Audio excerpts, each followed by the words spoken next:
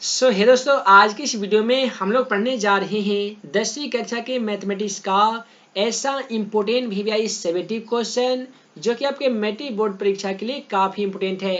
यदि आप भी सर मैट्रिक का एग्जाम दे रहे हैं और आपका भी टारगेट है मैथ के एग्जाम पेपर में 90+ मार्क्स लाना, तो आज का यह वीडियो आप सभी को शुरू से अंत तक जरूर देखना चाहिए। आज की इस वीडियो में मैथमेटिक्स का जितना भी क्वेश्चन लिया गया है वो सभी के सभी क्वेश्चन एनसीईआरटी पैटर्न पे आधारित होगा और इसी प्रकार के क्वेश्चन आपकी बोर्ड परीक्षा में पूछे जाएंगे। इस वीडियो में जितना भी क्वेश्चन लिया गया है ये सभी के सभी क्वेश्चन बैंक से लिया गया है और ऐसे सवाल मैट्रिक के एग्जाम पेपर में पूरे 5 नंबर में पूछे जाते हैं। यदि आप भी मैथ के गणित के कमजोर छात्र एवं छात्राएं हैं और आप भी आसान भाषा में मैथ को सीखना चाहते हैं तो आज का यह वीडियो आप सभी के लिए काफ़ी महत्वपूर्ण होने जा रहा है। तो चलिए फ्रेंड्स, बिना इसमें गवाए पहला क्वेश्चन का सलूशन देख लेते हैं। है दोस्तों, जैसा कि आप सभी मोबाइल स्क्रीन पे पहला सवाल क्वेश्चन नंबर 1 को देख पा रहे हैं।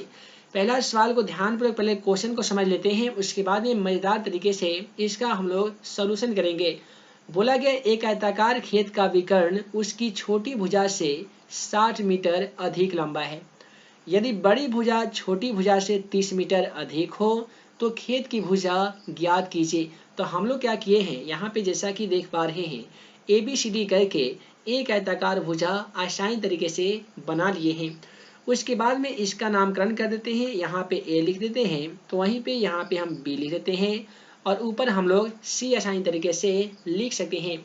बोला गया एक आयताकार खेत का विकर्ण, विकर्ण किसको बोलते हैं, तो यदि इस रेखा को अगर C से मिला देते हैं तो यह रेखा इस आयत का विकर्ण हो जाएगा। तो बोला गया कि एक आयताकार खेत का जो विकर्ण है उसकी छोटी भुजा से 30 मीटर अधिक होता है। आप सभी को मालूम होगा कि ये होता है सबसे बड़ी भुजा, उसके बाद होता है ये सबसे छोटी भुजा और इससे बड़ी भुजा ये होता है। तो हम लोग यदि BC बराबर x मान लेते हैं तो ये जब 60 मीटर अधिक है तो क्या हो जाएगा, तो आपका आंसर x + 60 हो जाएगा। उसके बाद में बोला गया है यदि बड़ी भुजा यानी ये वाला बड़ी भुजा छोटी भुजा से 30 मीटर अधिक है, तो जब छोटी भुजा को हम लोग x माने हैं तो बड़ी भुजा x AB बराबर क्या हो जाएगा, तो आपका आंसर x + 30 हो जाएगा और विकर्ण हमारा x + 60 हो गया है। अब हम लोग क्या करेंगे, पाइथागोरस प्रमेय के माध्यम से इस क्वेश्चन का सॉल्यूशन करेंगे। तो हम यहाँ पे लिखेंगे हल और लिखेंगे कि पाइथागोरस प्रमेय से। तो जैसा कि आप सभी देख पा रहे हैं हम लिख दिए हैं कि पाइथागोरस प्रमेय से, और पाइथागोरस प्रमेय कहता क्या है, तो ये होता है AB² प्लस में दोस्तों होता है BC² और ये दोनों होते हैं बराबर AC² के। अब यहाँ पे देखिए हमें चाहिए AB का मान। AB का मान की बात कीजिएगा तो x + 30 है, तो आप AB के बदले में x + 30 को आसान तरीके से इस प्रकार से लिख सकते हैं और इसका कर दीजिएगा स्क्वायर। उसके बाद में हमें चाहिए BC का मान। दोस्तों BC का मान ध्यान से देखेंगे तो हम लोग x माने हैं तो x का स्क्वायर करेंगे। उसके बाद में हमें चाहिए AC का मान। AC का मान देखिएगा तो x + 60 है ना, तो ऐसा कीजिए x + 60 का स्क्वायर कर लीजिए। अब ये बन गया A + B का फॉर्मूला पे, तो इसे A + B के फॉर्मेट पे तोड़ेंगे। तो यहाँ पे A + B का फॉर्मूला करता है A² यानी x² + 2 गुने A का मान फिर से x लिखेंगे गुने B का मान 30 और प्लस B का स्क्वायर यानी 30 का स्क्वायर इस प्रकार से कर सकते हैं।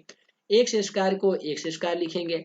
यहाँ पे भी देखिए A + B का फॉर्मूला पे बनाएंगे, तो यहाँ पे करेंगे A² यानी x² प्लस में होगा 2 गुने A का मान, तो A का मान फिर से x लिखेंगे गुने B का मान लिखेंगे 60 और B का स्क्वायर यानी कर देंगे 60 का स्क्वायर। इतना तो आप कर ही सकते हैं, बिल्कुल कर सकते हैं। अब क्या करना है कि देखिए दिया गया है x² का मतलब सेम टू सेम लिखिए x², ठीक है। उसके बाद में है कि 2 में यदि 30 से गुना कीजिएगा तो 30 दूनी कितना हो जाएगा, तो ये 60x हो जाएगा, ये प्लस का प्लस ही रहेगा। उसके बाद में प्लस 30 का यहाँ पे स्क्वायर करना होगा। दोस्तों 3 तिहाई 9 होता है, तो ये कितना हो जाएगा, तो आपका आंसर 900 हो जाएगा। ये x² को जेव कहते हैं लिखते हैं, यहाँ पे भी लिखेंगे x² प्लस यदि 60 में 2 से गुना कर देते हैं तो 60 दूनी 120 x हो जाता है और 60 का स्क्वायर कितना होता है, तो आपका आंसर 3600 होता है। उसके बाद में यहाँ से ये x² से x² ये कट जाएगा तो प्राप्त संख्या यहाँ पे x² है, तो हम यहाँ पे लिखेंगे x²। उसके बाद में देखिए तो प्लस में 60x है, यहाँ पे है प्लस में 120x, बराबर के लगाकर ये माइनस 120x हो जाएगा। यहाँ पे है प्लस में 900, तो लिखेंगे प्लस में 900। यहाँ पे देखेंगे तो प्लस 3600, बराबर के लगाकर ये माइनस 3600 हो जाएगा और बराबर में केवल 0 बचेगा। उसके बाद में हमें क्या करना है कि देखिए एक्स स्क्वायर को हम सेम टू सेम यहाँ पे एक्स स्क्वायर लिखते हैं, प्लस 60 है और माइनस 120 है, यानी प्लस 60 में से यदि 120 को हम माइनस करेंगे तो हमारा कितना आएगा, तो दोस्तों माइनस 60 एक्स ही आएगा। ठीक उसी प्रकार से 900 में से यदि 3600 को माइनस करते हैं तो कितना आता है, तो आप कहेंगे सर माइनस 2700 आता है, तो यहाँ पे माइनस 2700 हम इस प्रकार से लिख देंगे। उसके बाद में हम यहाँ से ए का मान लिखेंगे, एक से गुणांक कुछ भी नहीं है तो ए का मान 1 हो जाएगा।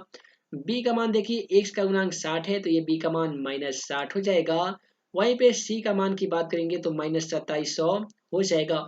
उसके बाद में हमें निकालना होगा डी का मान, और डी का formula B square minus 4ac होता है। अब हम क्या करेंगे, बी का स्क्वायर का मतलब कि बी का मान का स्क्वायर कीजिए, माइनस 60 था ना तो माइनस 60 का स्क्वायर कर दीजिए, माइनस 4 गुने ए का मान, दोस्तों ए का मान कुछ भी नहीं था तो हम लोग ए का माने थे। सी का मान कितना था, तो ये माइनस 27 होता, तो माइनस 2700 को माइनस 2700 हम लोग आसान तरीके से लिख सकते हैं। उसके बाद में माइनस 60 का स्क्वायर हो जाएगा प्लस में 3600, तो हम लोग लिखेंगे 3600, ठीक है। और यहाँ पे 2700 में यदि 4 से गुना कर देंगे तो कितना हो जाएगा, तो 10,800 हो जाएगा। तो यहाँ पे माइनस और माइनस मिलने के बाद ये प्लस जाएगा 10,800। यदि 10,800 में 3600 को जोड़ लेते हैं तो ये कितना हो जाएगा, तो दोस्तों 14,400 हो जाएगा। आइए यहाँ पे लिख लेते हैं 14,400, जो कि हमारा डी का मान आ चुका है। उसके बाद में हमें निकलना पड़ता है मूल, और मूल निकालने का आसान formula minus b plus minus root under d बटा में होता है 2a। अब यहाँ पे देखेंगे तो माइनस बी का मान, बी का तो मान ऑलरेडी माइनस में है, तो माइनस और माइनस मिलकर प्लस 60 हो जाएगा, प्लस माइनस। उसके बाद में हमें चाहिए रूट अंडर डी का मान। डी का मान दोस्तों हम लोग निकाले हैं 14,400, तो यहाँ पे लिखेंगे सेम टू सेम 14,400 बटा में 2a, यानी 2 गुने a का मान कितना था, तो 1 था।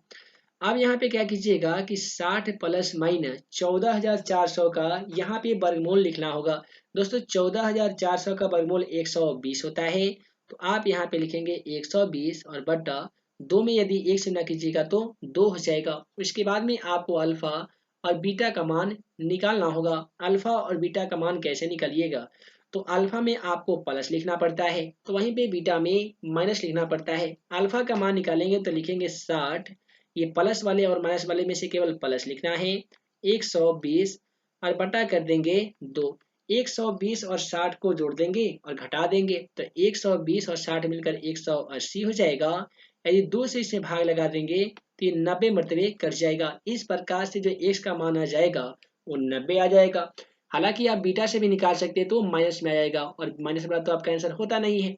तो यहाँ पे अब जरा ध्यान से समझिएगा, x का मान हमारा 90 आया है, तो ये जो छोटी भुजा हम लोग x माने थे वो कितना आ गया है, तो आपका आंसर 90 आ गया है। ठीक उसी प्रकार से विकर्ण यदि हमें ज्ञात करना होगा तो हम क्या करेंगे, लिखेंगे 90 और प्लस में 60 था तो 60 लिखेंगे। अब 9 6 15, यानी ये विकर्ण 150 आ गया है। उसके बाद में यहाँ पे x प्लस 30 था, तो x का मान यहाँ पे 90 आया है, तो लिखेंगे 90 और प्लस 30, और 90 और 30 मिलकर कितना होता है, तो आप कहेंगे सर 120 होता है। तो इस प्रकार से छोटी भुजा का मान 90 आ जाएगा, बड़ी भुजा का मान 120 आ जाएगा, तो वहीं पे विकर्ण का मान 150 आ जाएगा। उम्मीद है आप सभी को इसका सोल्यूशन समझ में आ गया होगा। आइए इसी प्रकार से अगला क्वेश्चन का हम लोग सोल्यूशन कर रहे हैं। ऐसे सवाल मैट्रिक एग्जाम पेपर में 5 नंबर में पूछ लिए जाते हैं। सवाल में बोला गया है कि 3 वर्ष पूर्व रहमान की आयु का व्यतक्रम और अब से 5 वर्ष बाद रहमान की आयु का व्यतक्रमों का जो योग है वो 1/3 है। तो रहमान की वर्तमान आयु ज्ञात कीजिए। जरा ध्यान से समझिएगा, मैट्रिक एग्जाम पेपर में जो उम्र से रिलेटेड सवाल पूछे जाते हैं तो एक पूछा जाता है पहले यानी पूर्व, तो दूसरा रहता है बाद। अब यहाँ पे पूर्व और बाद का क्या मैटर है, तो पूर्व बोला जाएगा तो इसका हिंदी हो जाएगा पहले, और पहले बोला जाएगा तो सिंबॉलिक चिन्ह में आपको माइनस लिखना होगा। यदि कितनाहु वर्ष बाद की बात किया जाएगा तो बाद वाले को हम लोग प्लस में लिखते हैं। तो सबसे पहले यहाँ पे रहमान की तो आयु मालूम नहीं है, तो लिखेंगे कि माना कि रहमान की आयु, यहाँ पे हम लोग रहमान की आयु को क्या मानते हैं, एक्स मानते हैं। अब प्रश्न से चलेंगे तब प्रश्न कहता है कि 3 वर्ष पूर्व, तो दोस्तों यहाँ पे लिखेंगे कि 3 वर्ष पूर्व किसकी आयु, तो रहमान की आयु। तो 3 वर्ष पूर्व बोला गया है तो कितना हो जाएगा, x-3 हो जाएगा। उसके बाद में आयु का व्युत्क्रम बोला गया है। हम आप सभी को पिछले वाले वीडियो लेक्चर में बताए थे कि व्युत्क्रम किसे कहते हैं, तो किसी भी संख्या को बट्टा में लिख देना व्युत्क्रम कहलाता है। यानी 5 कोई संख्या है तो 5 का व्युत्क्रम 1/5 होगा, 6 कोई संख्या है तो 6 का व्युत्क्रम 1/6 हो जाएगा, x कोई संख्या है तो उसका व्युत्क्रम 1/x हो जाएगा। तो ठीक उसी प्रकार से x-3 कोई संख्या है तो इसका व्युत्क्रम क्या हो जाएगा, तो आपका आंसर 1/x-3 हो जाएगा। उसके बाद में बोला गया है अब से 5 वर्ष बाद, अब यहाँ पे लिखेंगे कि 5 वर्ष बाद, तो 5 वर्ष बाद के मतलब क्या हो जाएगा, तो x+5। अब आयु का व्युत्क्रम पूछा गया है तो यहाँ पे व्युत्क्रम में भी सेम टू सेम वही कंडीशन रहेगा, 1/x+5 हो जाएगा। इतना तो आप कर ही सकते हैं। अब यहाँ पे मेन मैटर आता है कि अकॉर्डिंग टू ए क्वेश्चन, यानी प्रश्न के अनुसार, प्रश्न क्या कहता है, 3 वर्ष पूर्व रहमान की आयु का व्युत्क्रम, तो 3 वर्ष के पूर्व रहमान की आयु का व्युत्क्रम कितना है, तो 1/x-3 है। फिर बोला जा रहा है 5 वर्ष बाद आयु का व्युत्क्रम, तो यानी 1/x+5 का योग यानी जोड़ कितना के बराबर है, तो सॉरी सर 1/3 के बराबर है, तो 1/3 लिख सकते हैं। उसके बाद में आपको क्या करना होगा कि यहाँ पे x-3 और x+5 का एलसीएम लेना होगा। कैसे लीजिएगा, तो x-3 का लीजिए और यहाँ पे x+5 का लीजिए।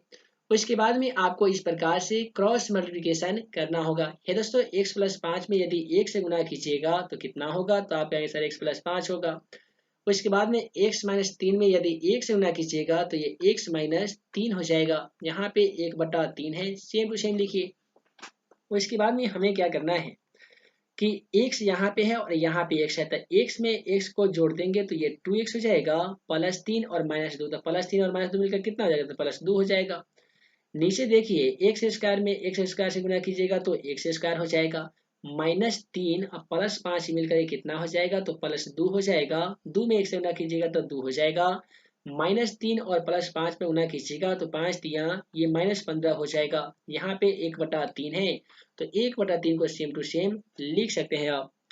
उसके बाद में हमें करना है यहाँ पे क्रॉस मल्टीप्लिकेशन, यानी 2x+2 में 3 से गुना करना है। तो यदि 2x में हम 3 से गुना कर देंगे तो कितना हो जाएगा, 3 दूनी 6x हो जाएगा। उसके बाद 2 में 3 से गुना करेंगे तो 3 दूनी 6 हो जाएगा। ये x² + 2x - 15 में यदि 1 से गुना कर देंगे तो कोई परिवर्तन नहीं होगा, x² + 2x - 15 का सेम टू सेम हो जाएगा।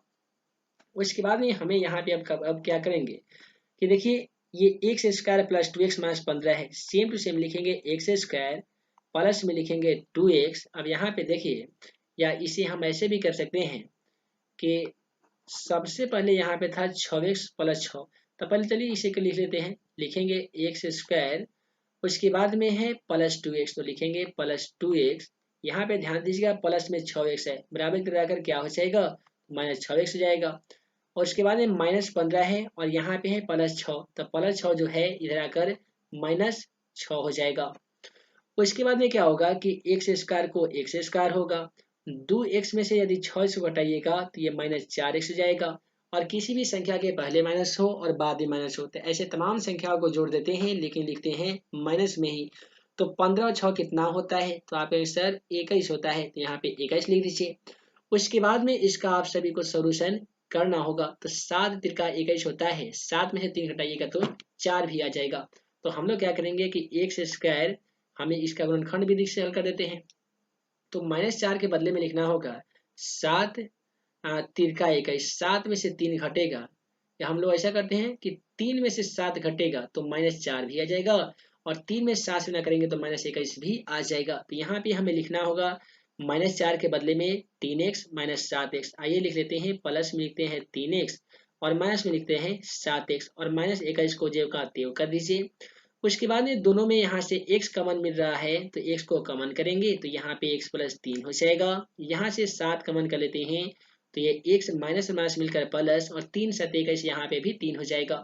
अब ये दोनों वाली संख्या को हमें एक साथ लिखना है, लिखेंगे x माइनस 7 को एक साथ और यहाँ पे x प्लस 3 और x प्लस 3 दोनों में तो घनिष्ठ है x प्लस 3। आप सभी को मालूम होगा कि यदि x माइनस 7 बराबर 0 होता है तो यदि x बराबर लिखेंगे, ये जो माइनस 7 दिखाई दे रहा है बराबर की ओर जाकर ये प्लस 7 हो जाएगा। ठीक उसी प्रकार से यदि x प्लस 3 बराबर 0 होता है तो x बराबर यदि 3 लिखेंगे तो जो प्लस 3 दिखाई दे रहा है बराबर की ओर जाकर ये माइनस 3 हो जाएगा। और आप सभी को मालूम होगा कि उम्र ज्ञात करने वाले क्वेश्चन में उम्र जो होता है वो माइनस में नहीं होता है। तो जो -3 जो आंसर आया है ये बिल्कुल गलत हो जाएगा, लेकिन x का मान 7 आया है जो कि रहमान का बिल्कुल सही आयु आ जाएगा। लास्ट में आप लिख लीजिएगा नीचे वाले पेज में, अतः रहमान की आयु x बराबर 7 वर्ष हो जाएगा। उम्मीद है आज के यह भी क्वेश्चन का सलूशन समझ में आ ही गया होगा।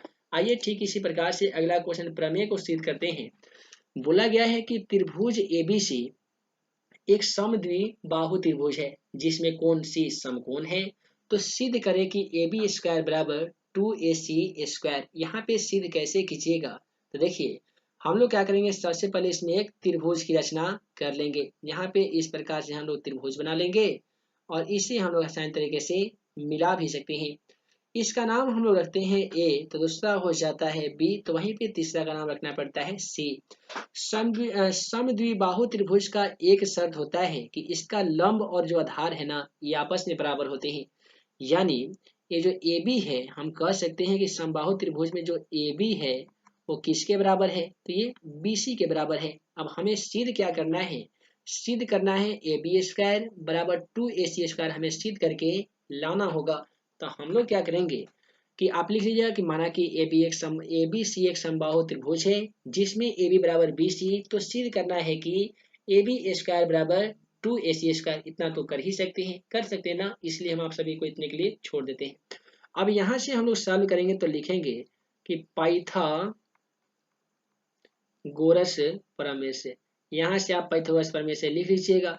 अब पाइथागोरस प्रमेय क्या होता है कि आप सभी को मालूम होगा कि किसी समकोण त्रिभुज के एक भुजा का वर्ग अन्य दो भुजा के वर्गों के योग के बराबर होता है। इसी प्रमेय को पाइथागोरस प्रमेय कहा जाता है। तो यहाँ पे हम आसानी तरीके से लिख सकते हैं, किसी भी एक भुजा का वर्ग यानी AB का स्क्वायर कर देते हैं।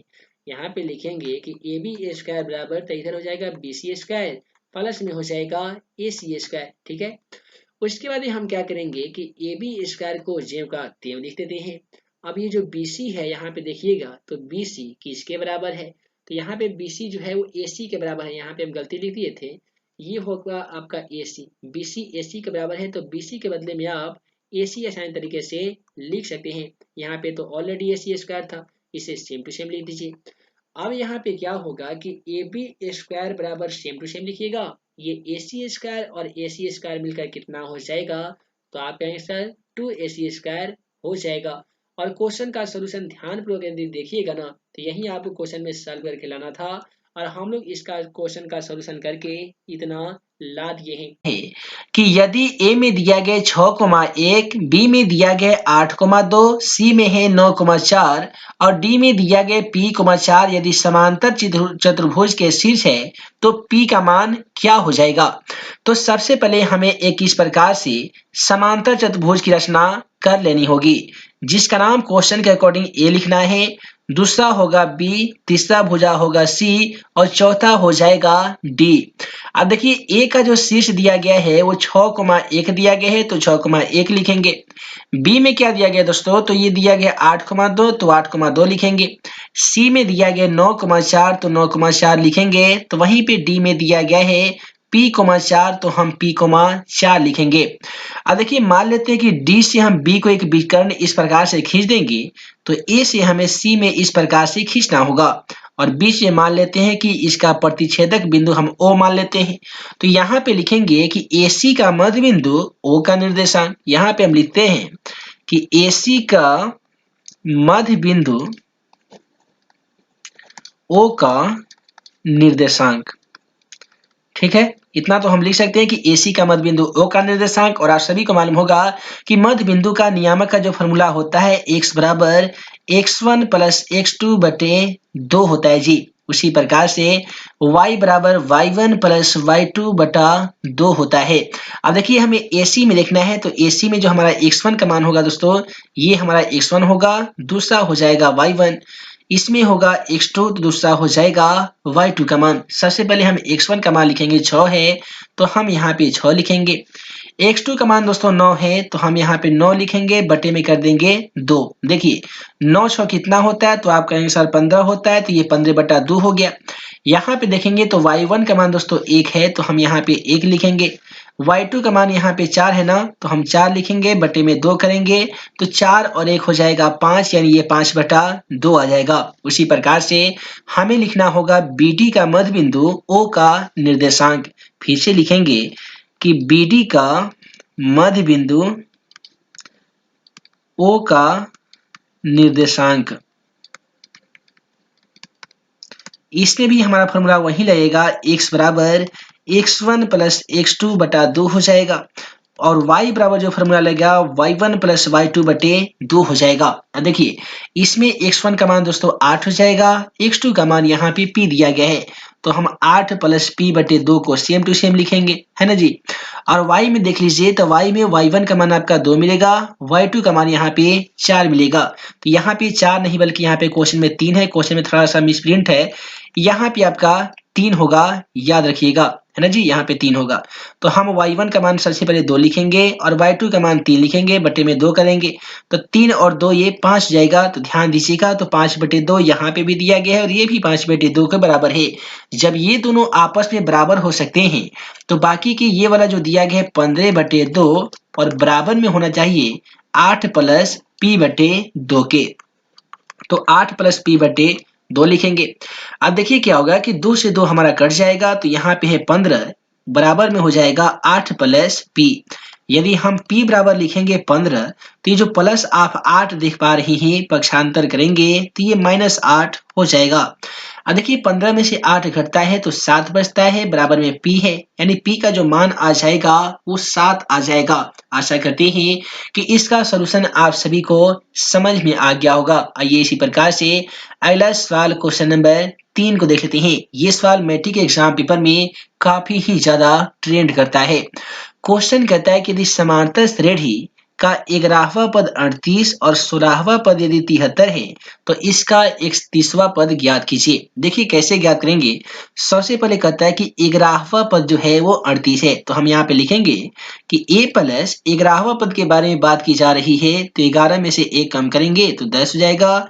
इसके साथ लगा देंगे d, और ये कितना के बराबर है, तो ये 38 के बराबर है। उसके बाद में कहता है कि 16वां पद 73 है। 16वां पद के मतलब कि a प्लस 16 में से 1 कम करेंगे तो ये हो जाएगा 15d, और ये कितना है दोस्तों, तो ये है हमारा 73, तो यहाँ पे 73 लिखेंगे। अब देखिए ये प्लस है तो माइनस करेंगे, प्लस है तो माइनस, प्लस है तो माइनस हो जाएगा। अब यहाँ से a से a कट जाएगा, तो 10d में से हमें 5d को माइनस करना होगा, तो ये हो जाएगा -5d, क्योंकि 10 में से 15 घटाएंगे तो -5 होगा। और 38 में से यदि 73 को घटा लेंगे तो ये -35 हो जाता है। देखिए माइनस से माइनस कट जाएगा, और ये 5 से 35 कट जाएगा, और d का मान इस प्रकार से 7 आ जाएगा। अब यही d का मान समीकरण यदि हम 1 में रख देंगे तो a का मान भी आ जाएगा। चलिए रख देते हैं। सबसे पहले दिया गया था a प्लस 10d बराबर 38, तो हम लिखेंगे कि a प्लस 10 गुने d के बदले में हम 7 लिखेंगे, बराबर में 38 है तो 38 लिखेंगे। यदि a प्लस लिखेंगे तो 10 सत्ते कितना होता है जी, 70 होता है, बराबर में 38 है। यदि हम a बराबर लिखेंगे 38, तो जो प्लस 70 देख पा रहे हैं, बराबर की तरफ जाने पर ये -70 हो जाएगा। अब देखिए 38 में से यदि 70 घटाएंगे ना, तो ये आपका -32 हो जाएगा। अब हमें जो ज्ञात करना है वह है दोस्तों 31वां पद ज्ञात करना। 31वां पद ज्ञात करना काफी ही सिंपल होता है। इसके लिए आसान फॉर्मूला a प्लस 31 में से 1 कम करेंगे 30 हो जाएगा, इसके साथ d लगा देंगे, है ना जी। अब देखिए a का मान कहाँ से आएगा, तो अभी अभी आप लोगों ने देखा कि a का मान हम लोग यहाँ पे -32 ज्ञात किए हैं, तो -32 लिखेंगे। उसके बाद में 30 गुने d का मान, और d का मान दोस्तों 7 आया है ना, तो हम यहाँ पे 7 लिखेंगे। देखिए -32 को -32। अब 3 सते 21 यानी 30 में जब 7 से गुना करेंगे तो ये हो जाएगा 210। अब आप ही बताइए कि 32, ये जो 32 देख पा रहे हैं माइनस में दिया गया है, 210 प्लस में दिया गया है। जब 210 में से 32 को माइनस करेंगे तो ये हमारा 178 आता है और इस प्रकार से क्वेश्चन का राइट आंसर 178 हो जाएगा। उसके बाद में आइए अगला सवाल ऊंचाई दूरी से देख लेते हैं। और जैसा कि आप सभी को मालूम होगा कि ऊंचाई दूरी से क्वेश्चन जो आते हैं लगभग 2 क्वेश्चन पूछे जाते हैं, जिनमें से एक क्वेश्चनों का आंसर आप सभी को देना पड़ता है। ऊंचाई दूरी से क्वेश्चन ये 5 नंबर में पूछे जाते हैं। और यहाँ पे जो आप मोबाइल स्क्रीन पे जो क्वेश्चन देख पा रहे हैं, ये ऑलरेडी एग्जाम पेपर में पूछा जा चुका है। कहता है कि नदी के एक किनारे पर खड़े आदमी को दूसरे सिरे पर खड़े आदमी पेड़ का उन्नयन कोण 60 डिग्री देखता है। मान लेते कि यहाँ पे कोई व्यक्ति है, जब इस पेड़ को देख रहा है ना, तो इसका जो उन्नयन कोण है ये 60 डिग्री बनता है। फिर कहता है कि 40 मीटर दूर चलने पर, अब यहाँ से यह व्यक्ति इस प्रकार से 40 मीटर दूर भागता है, तब पेड़ से उन्नयन कोण इसका 30 डिग्री बनने लगता है। तो क्वेश्चन कहता है कि नदी की चौड़ाई ज्ञात कीजिए कि आखिर जो नदी है ये कितना मीटर चौड़ा हो सकता है। तो इस प्रकार से हम सबसे पहले फिगर बना लेंगे, जहां पे ये जो हमारा होगा ये पेड़ की ऊंचाई होगा, ये पेड़ की छाया की लंबाई होगा, चाहे इसे हम दूरी भी कर सकते हैं। इसका जो कोण है दोस्तों ये 60 डिग्री है और 40 मीटर दूर जाने पर इसका उन्नयन कोण 30 डिग्री हो जाता है। तो यहाँ पे BC नहीं मालूम है, तो सबसे पहले हम लिखेंगे कि माना कि BC बराबर x। उसके बाद में क्या करेंगे, लिखेंगे त्रिभुज ABC में, त्रिभुज ABC में अब हमें मान लेते हैं कि P ज्ञात करना है और यहाँ पे B को हम मान लिए हैं। तो P बटे B किस में होता है, तो आपका आंसर tan में होता है। तो फिर वही हम लिखेंगे कि tan 60 डिग्री बराबर P बटे B, इसको हम लोग AB बटे BC भी लिख सकते हैं। अब देखिए tan में जो 60 डिग्री का मान होता है वो √3 होता है। AB का मान नहीं दिया गया है तो नहीं लिखेंगे। BC को हम लोग x माने हैं तो यहाँ पे x लिखेंगे। उसके बाद में इसका क्रॉस मल्टीप्लिकेशन करेंगे। AB में यदि AB से गुना 1 से गुना करेंगे तो AB होगा और √3 में 1 से गुना करेंगे तो √3x या x √3 होगा। इसे हम समीकरण 1 मान लेते हैं। उसके बाद में पूरे बड़े त्रिभुज में लिखना है, त्रिभुज ABD में, इसमें लिखना होगा tan 30 से और इसका ही फॉर्मूला P बटे B यानी AB बटा BD होगा। अब देखिए इसमें क्या होगा कि अब पूरा को लेंगे तो सबसे पहले इसको x माने हैं, दूसरा तो 40 मीटर है। जब पूरे को एक साथ लिखेंगे तो x प्लस हमें 40 लिखना होगा इस प्रकार से। अब देखिए tan में जो 30 डिग्री का मान होता है दोस्तों 1 बटे √3 होता है, तो हम यहाँ पे 1 बटा √3 लिखे हैं। उसके बाद में AB का तो मान नहीं दिया गया है तो नहीं लिखेंगे और BD का जो मान है दोस्तों x प्लस 40 है तो x प्लस यहाँ पे 40 लिखेंगे। आप जरा ध्यान दीजिएगा, यहाँ पे हमें क्रॉस मल्टीप्लिकेशन करना होगा। AB में √3 से गुना करेंगे तो √3 गुने AB हो जाएगा। x प्लस 40 में यदि 1 से गुना करेंगे तो ये x प्लस 40 ही होगा। यदि AB बराबर x प्लस यदि हम 40 लिख दें तो जो √3 आप गुना में देख पा रहे थे, बराबर की तरफ जाने पर ये भाग में √3 हो जाएगा और ये हमारा समीकरण 2 हो जाएगा। उसके बाद में यहाँ पे हमें लिखना होगा कि समीकरण 1 और 2 से, देखिए समीकरण 1 हम यहाँ पे लिख दिए हैं, √3x था समीकरण 1 में, और दूसरा समीकरण तो आप यहाँ पे देख पा ही रहे हैं कि x प्लस 40 बटे √3 है, तो x प्लस 40 बटे √3 लिख दिए हैं। उसके बाद में यहाँ पे क्रॉस मल्टीप्लिकेशन कर देना होगा, यानी √3 में √3 से गुना करेंगे तो 3 होगा, x का x लिखेंगे और यहाँ पे x प्लस 40 है तो हम x प्लस 40 ही लिखेंगे। अब देखिए इधर 3x है तो 3x लिखे हैं, प्लस x है तो इधर हो जाएगा माइनस x, बराबर में केवल 40 बचेगा। तो देखिए 3x में से यदि x को माइनस करेंगे तो जाहिर सी बात है इधर 2x हो जाएगा, बराबर में है 40। यदि x बराबर लिखेंगे 40 तो 2 गुना में आप देख पा रहे थे, बराबर की इधर आने पर ये भाग में 2 हो जाएगा और इस प्रकार से ये 20 मरतबे ये कट जाएगा। तो यहाँ पे आप सभी लिख सकते हैं कि अतः नदी की जो चौड़ाई होगी वो 20 मीटर हो जाएगी। तो दोस्तों वीडियो लंबी ना हो, जिस कारण मैं इस वीडियो में हम आप सभी को केवल 3 प्रश्नों का ही सॉल्यूशन कर पाया हूं। आगे आने वाली वीडियो सीरीज में आप सभी को 10वीं कक्षा के मैथमेटिक्स का ऐसा इम्पोर्टेंट VBI क्वेश्चन को सॉल्यूशन बताया जाएगा जो कि आपके 14 फरवरी को होने वाले मैथमेटिक्स के एग्जाम पेपर के लिए काफी ही ज्यादा इम्पोर्टेंट होगा। आशा करते हैं कि आज का वीडियो आप सभी को पसंद आया हो। दोस्तों वीडियो पसंद आया हो तो वीडियो को लाइक करें, अपने दोस्तों में शेयर कीजिएगा। चैनल पर नए होंगे तो हमारे इस YouTube channel math and magic tips को जरूर सब्सक्राइब कीजिएगा ताकि ऐसे ही आने वाली हर 10वीं कक्षा का इम्पोर्टेंट क्वेश्चन का वीडियो आप सभी को मिल सके और आप हमारे द्वारा बनाए गए तमाम वीवीआई क्वेश्चन का वीडियो सबसे पहले देख सके। तो मिलते हैं एक नए वीडियो में नए वीवीआई क्वेश्चन के साथ। तब तक के लिए आप सभी को वीडियो देखने के लिए बहुत बहुत धन्यवाद।